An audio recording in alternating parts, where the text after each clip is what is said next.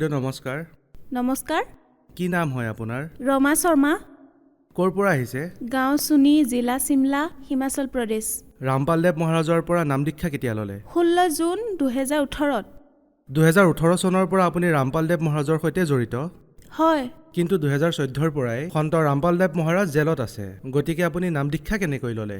হয়, মই তেওঁৰ সৎসংগ শুনিছিলোঁ আৰু তেওঁৰ সৎসংগৰ পৰা প্ৰভাৱিত হৈ আৰু মানুহৰ অভিজ্ঞতাও শুনিলোঁ। যি তেওঁলোকৰ লাভ হৈছিলে সেইবোৰ দেখি তাৰপিছত ময়ো নাম দীক্ষা ল'লোঁ। সন্ত ৰামপালদেৱ মহাৰাজৰ পৰা নাম দীক্ষা লোৱাৰ আগতে আপুনি কি ভক্তি সাধনা কৰিছিল? ময়ো সাধাৰণ ভক্তিয়ে কৰিছিলোঁ, যেনেদৰে আন মানুহবোৰে কৰে। যেনে ধৰক শিৱ ভগৱানৰ ভক্তি কৰিছিলোঁ আৰু ব্ৰত ৰখা সকলো ধৰণৰ ভক্তি কৰিছিলোঁ আৰু সকলো পূজাও কৰিছিলোঁ।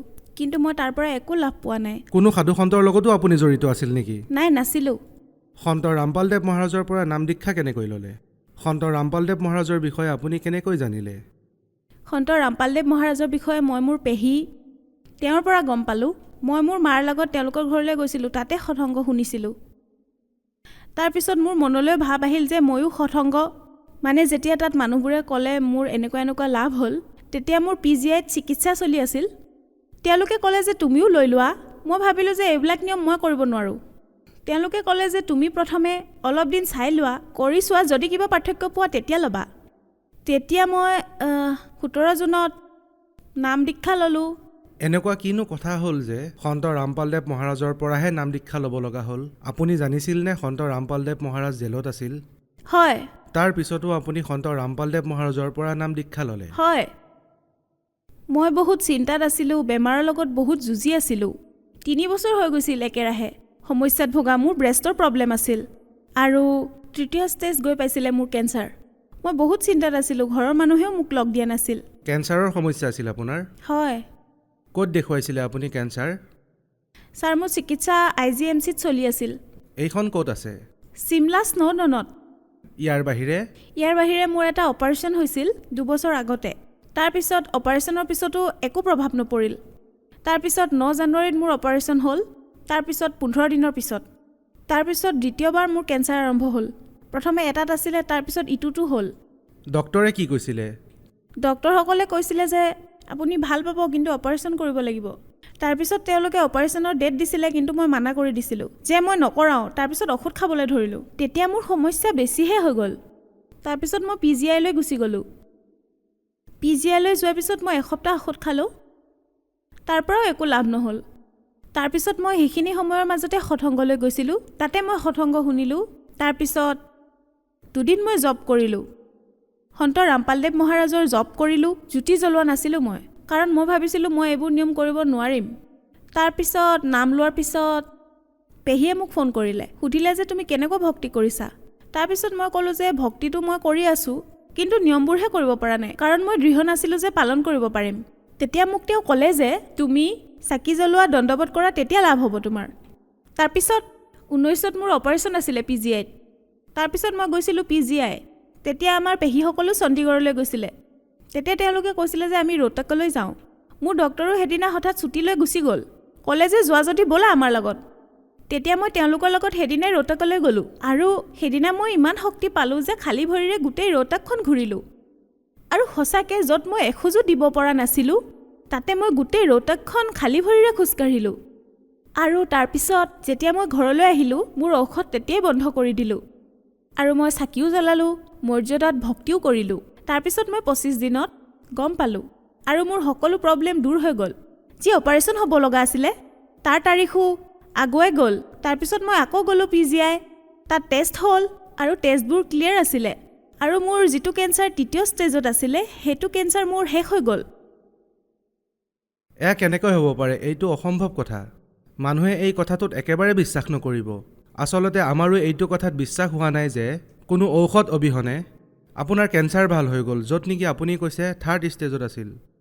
হয়, যিসকলে মোৰ কথা শুনি আছে, মই তেওঁলোকক এইটোৱে ক'ব বিচাৰোঁ, যি লাভ মই পাইছোঁ আপোনালোকেও পাব পাৰে। ভগৱান সন্ত ৰামপালদেৱ মহাৰাজৰ সৎসংগ শুনক। একো ঔষধ নোখোৱাকৈ, একো চিকিৎসা নকৰাকৈ কেনেকৈ ভাল হ'ব পাৰেনো?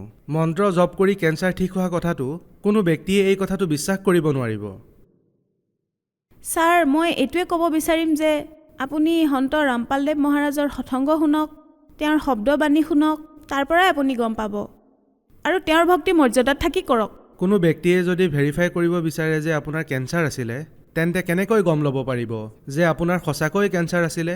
ছাৰ, মোৰ ওচৰত সকলো ডিটেইল আছে, সকলো ৰিপৰ্ট আছে।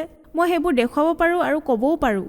ছাৰ, এয়া মোৰ আল্ট্ৰাছাউণ্ডৰ ৰিপৰ্ট। মোৰ পেটৰ যি আল্ট্ৰাছাউণ্ড হৈছিলে, মোৰ পেটত ডাঙৰ কিবা সমস্যা আছিলে আৰু সন্ত ৰামপালদেৱ মহাৰাজৰ শৰণলৈ গৈ মোৰ এইটো প্ৰব্লেম ছল্ভ হৈ গ'ল। তাৰপিছত মোৰ ব্ৰেষ্টত প্ৰব্লেম আছিলে 3 বছৰৰ পৰা, এয়া তাৰ ক্লিয়াৰেঞ্চৰ ৰিপৰ্ট, এইটো তাৰ আল্ট্ৰাছাউণ্ডৰ। ইয়াত মোৰ সকলো টেষ্ট আছে।